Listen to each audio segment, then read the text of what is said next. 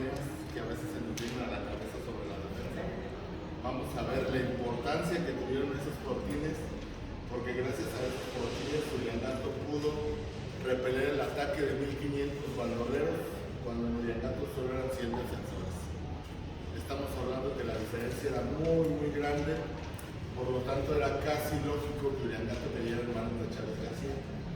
Pero como desde mediados del siglo XIX ya había habido algunos ataques de gavilla Lo que pasa es que como lo vamos a mover no puedo transmitir. Lo voy a querer grabar mejor y lo voy a subir. Es que si me habían dicho que se lo dicen sino para publicarlo. Yo tomo soy Gerardo Ramírez, si quieres etiquetarlo después. Es que sí lo quería grabar en vivo, pero como no vamos a estar se pide mucho tiempo. En el siglo XIX y principios del siglo XX. Y eso está a lo mejor a la vista de todos, pero a veces no los vemos o no sabemos dónde están. Vamos a iniciar precisamente en esta casona que perteneció a la familia Martínez y que originalmente era de un fraile, de uno de los primeros frailes que tuvieron propiedades en la ciudad. Se supone que los sacerdotes no debían de tener propiedades, pues este fraile sí tenía esta casona y es parte de la historia, ¿no? Esta casona está ya mutilada. En la parte de este lado seguía la casa original, después se dividió. Donde están ahorita los baños Chakers también era parte de esta casa. Y del otro lado era la casa de los Rosiles. Entonces vamos a subir aquí a la portalería, vamos a ver algunos fortines y vamos a ver algunos restos de la antigua cooperativa de aguardiente. ¿Por qué les voy a mostrar esto? Porque Uriangato producía aguardiente, Uriangato producía rebozo, Uriangato ya tenía la crianza de cerdos. ¿Esto qué nos da a entender? Que Uriangato tenía dinero. Por lo tanto, Chávez García sabía lo que venía.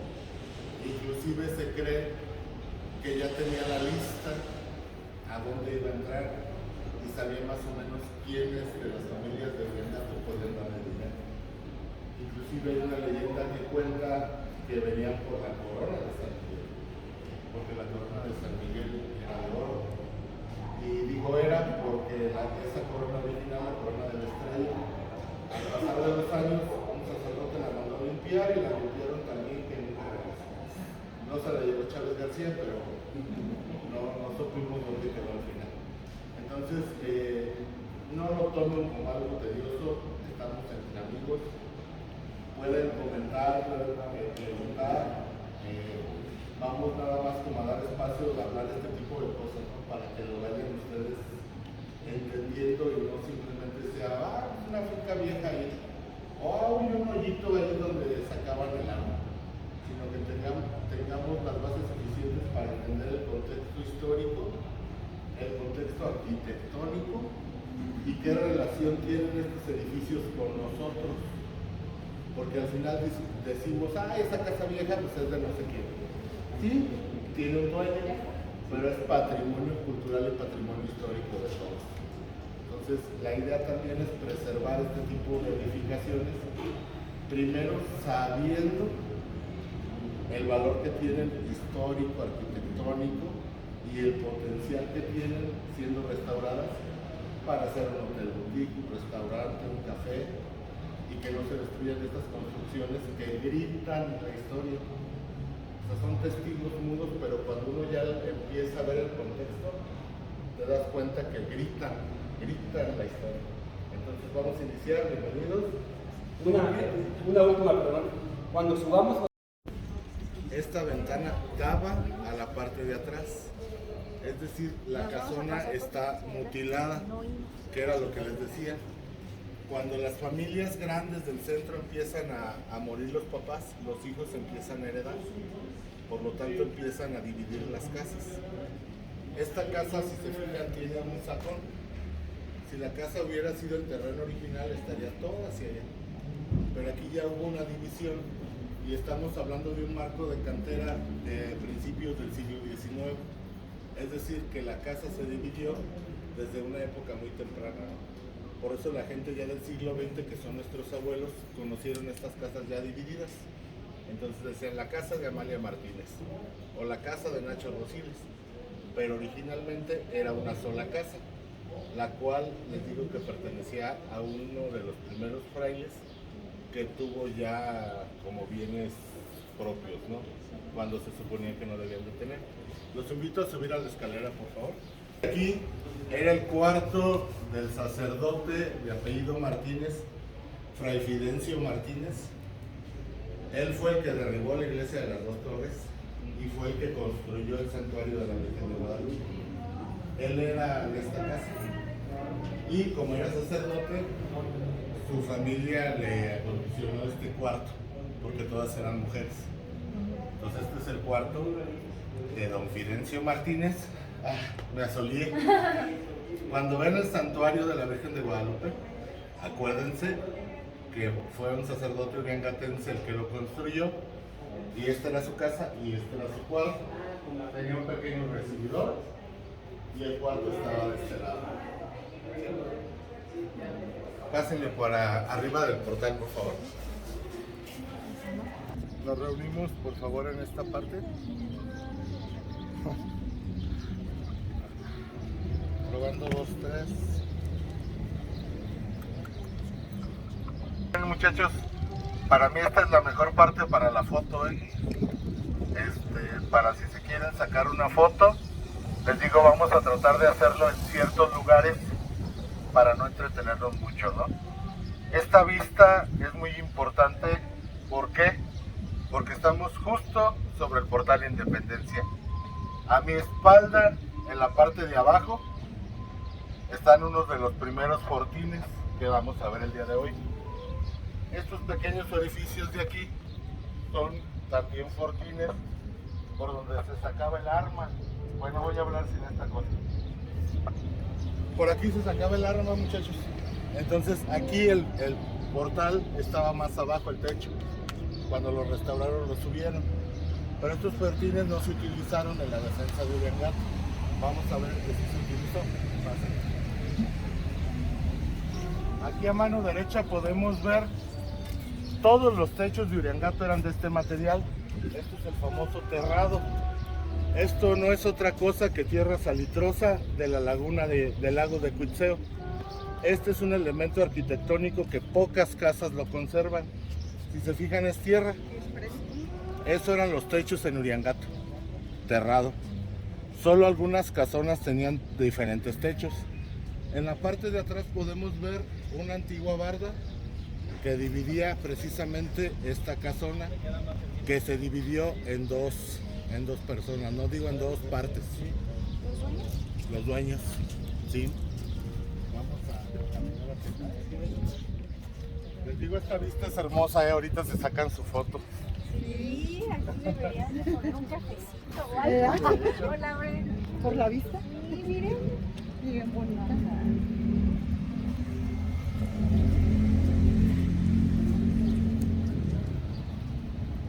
El corazón de Uriangato siempre ha sido la parroquia de San Miguel Arcángel. La parroquia de San Miguel Arcángel fue el lugar donde se resguardaron nuestras abuelas, donde se resguardaron las mujeres, los niños, los ancianos, todos aquellos que no tenían dónde resguardarse, corrieron al templo de San Miguel, ¿no? La edificación de la parroquia estaba solamente en el primer campanario, donde están las primeras campanas. Hasta ahí llegaba, donde se ven como los cuadritos esos de arriba, que hay como una cenefita alrededor. De ahí para arriba las segundas campanas ya no existían, ni lo de arriba obviamente. Y aquí donde está el santuario de la Virgen de Guadalupe, que es el que construyó el padre Fidencio Martínez, que ya vimos donde era su cuarto, estaba la iglesia de las Dos Torres. Ven un tubo de luz que baja sobre el cuerpo de la iglesia. ¿Lo acaban de ver? Plateado. Están las ventanas. Sí. En la parte de arriba hay un corte en los fortines. Sí. ¿Sí ven que hay como un boquete ahí? Ahí daba la torrecita sur. Para subirse al templo, el 24 de junio de 1918, tenían que subir por esa torrecita, porque no existía el caracol por el cual nosotros vamos a subir. Por eso está ese hoyo ahí, porque de ahí se brincaban de la torrecita al cuerpo o a la nave de la iglesia. doña Rafaela Martínez,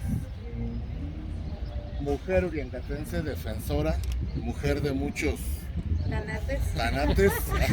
Eso me encantó. Lo bueno es que no lo dije yo.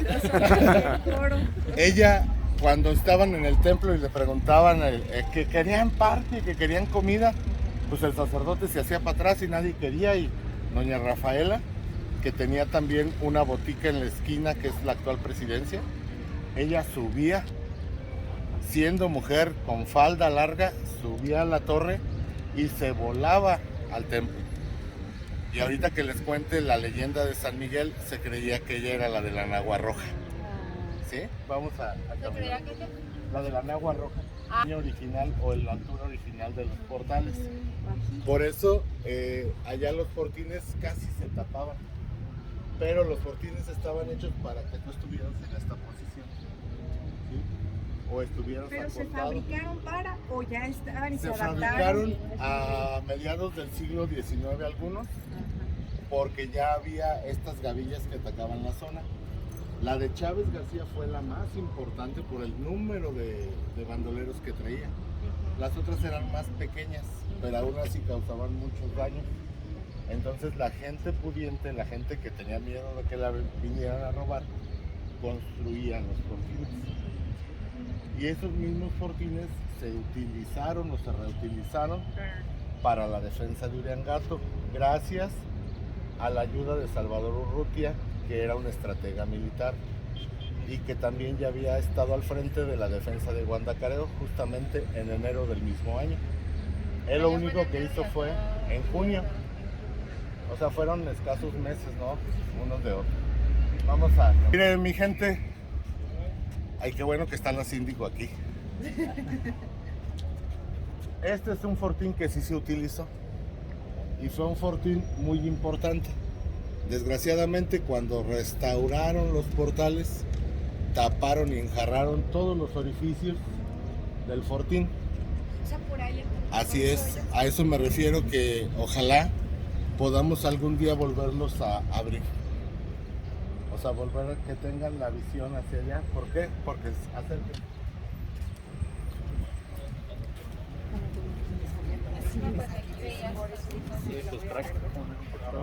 Y aquí se ve toda la calle Ocampo y aquí estaban apostados los defensores.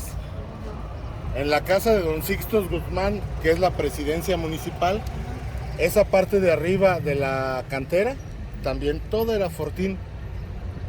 Entonces aquí los que venían por la calle Ocampo, aquí los atoraron y aquí estuvieron resistiendo el ataque. Y los que se alcanzaban a pasar hacia acá, de la presidencia les daban. Y los que iban hacia allá, ya estaba ese fortín esperándolos allá arriba. ¿Sí ven los orificios? Sí. Eso tuvo que ver muchísimo en la defensa de Uriangato. Mucho tuvo Sé que que ver. el padre que estaba a cargo de la iglesia en ese entonces sí les dio, por ejemplo, subir y estar allí. Sí, claro, o sea, a él también le convenía que se resguardara o se protegiera la iglesia. El primer fortín donde estuvo el presidente municipal y la mayoría de los defensores era ese. Y conforme iban cayendo los fortines, la gente de los fortines corría hacia el templo. Y al final se congregaron casi todos los defensores sobre el fortín número 1, que era el principal. Este fortín sí se utilizó. El fortín de la presidencia también se utilizó. Y obviamente el fortín de la parroquia, ¿no? Este es uno de los fortines más antiguos de Uriangato. Este fortín, si se fijan, tiene una arquitectura muy bonita. No solo lo hicieron para defensa, sino también lo utilizaron como ornamento de la casa. Esta casa era una casona muy grande, esto en la cuarta parte de lo que era la casa. Y en cada esquina de la casa tenía un fortín igual. La casa llegaba hasta donde está el letrero, bueno, de este lado del letrero en la Zapatería de León, y del otro lado hasta donde está la paletería La Brisa. Y en cada esquina tenía un fortín de estos. El maestro Isauro Rionda Reguín, cronista vitalicio de la ciudad de Guanajuato, en paz descanse, siempre me preguntaba por estos esquina. Y me decía, no la vayas a dejar tirar, niño, porque así me decía a mí. me apellido Niño. O sea, no maestro, ¿cómo cree? Es que esa casa es de las pocas que se construyeron desde abajo, ya visualizando la construcción del fortín como ornamento, no solo para defensa. ¿Cuántos años tiene? Esa casa tiene por lo menos 200 años, pero si se fijan desde abajo, la esquinita está como chata, Sí. porque ya desde que la construyeron tenían planeado hacer un fortín en la parte de arriba, ¿no? Estos son pequeños detalles que no vemos, Y no sabemos. pasamos y no los vemos, ¿no? Entonces, esa es la idea. Se ve que es pues reciente la remodelación. Que Aquí acaban de restaurar, entonces se respetó el fortín, se respetaron las troneras. De hecho tiene una tronera en la parte de abajo que a mí me gustaría algún día conocer porque no estoy muy seguro cuál era la función. Los hoyos se fueron dividiendo y por lo tanto se mutilaron. Esta es la portalería de la casa original y la otra portalería estaba justo ahí donde se ve esta barda de tabiques. De hecho, allá arriba hay todavía un arco del portal del segundo piso, no sé si lo alcanzan a ver. Y en el centro construyeron este pedazo, esta construcción donde se realizaba el aguardiente. Ahí hay algo muy chistoso. La parte de abajo es del dueño de este lado y la parte de arriba es de la dueña de aquel lado. Ay, qué curioso. Y así está en la escritura. ¿Sí? Entonces todavía se tiene que respetar, no es como los condominios ahora que son de varios pisos. ¿Por qué les muestro aquí? Estas eran las casas que Chávez García quería sacar, porque sabía que aquí había dinero. ¿Sí? Entonces imagínense todas las casas del centro si se hubieran respetado y estuvieran así de hermosas. ¿Qué impacto turístico tendríamos? ¿Qué impacto histórico tendríamos? Entonces es muy importante que empecemos a respetar. Ese pozo estaba debajo del piso de la cocina del restaurante Chakers, que antes estaba aquí. Cuando empezaron a derribar la cocina porque iban a ampliar, eran unas tablas de mezquite en el suelo y abren y ahí son cerca de 30 40 metros hacia abajo. Oh, no me imagino. Y gracias a Dios, ¿Pero gracias tendrá a agua Dios, todavía o no, tiene poca pero ya está contaminada. Entonces me imagino que por eso es como el de la cerraron. casona, ¿no? De hecho, chequen ahí y está en línea con el de la casona. ¿Por qué? Porque era el mismo manto acuífero, ¿sí? Entonces yo lo que quiero es que vayan imaginándose Aureliato en 1918 con esto, ¿no? Con esta arquitectura y vayan viendo por qué a Chávez García le interesaba tanto tomar la plaza directa. Vamos a cambiar. Chequen la arquitectura, la construcción original y la adecuación que se le hizo en la parte de arriba. Ahí ya se había dividido la casa en dos, porque eran dos hermanos, don Nacho Rosiles y don José Rosiles. Entonces desde mucho tiempo atrás se dividieron. Un lado se quedó para don Nacho y otro lado se quedó para Baltasar Rosiles, perdón. Y por eso la casa se dividió así. La parte de abajo es del dueño de este lado y la parte de arriba es de aquel. ¿Por qué los quise traer aquí? Porque aquí fue la cooperativa del aguardiente, señores. O sea, aquí lo hacían y lo vendían. Lo hacían desde el siglo XIX en varias casas, pero cuando el gobierno del estado los empieza a regular, les empieza a cobrar el impuesto que el gobierno creía que era, empiezan a desaparecer muchas fábricas y a principios del siglo XX se unen los pocos aguardienteros que quedaban y forman una cooperativa y la cooperativa se establece precisamente en esta casona que también fue el mesón del pueblo. ¿Sí? Y aquí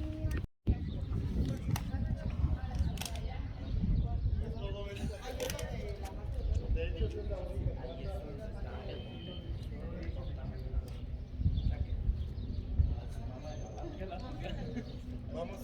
Muchachos, tenían su troje donde guardaban el maíz, porque regularmente eran de terratenientes, gente que tenía muchos terrenos y sembraba. Esta es una de las trojes más antiguas de Uriangato. Es una troje del principios del siglo XIX o finales del XVIII. Tiene sus contrafuertes y era parte de la casona. Esta otra que está a un lado, alcanzan a ver esta chaparrita. ¿Sí ven ese rectángulo? Esa es la troje de la casa de los Alarcón. Queda justo atrás de la Médica Sur. Todavía está en pie. Y si se fijan ahí donde pusieron esas piedras negras, ahí venía la barda que dividía esta casa con la casona.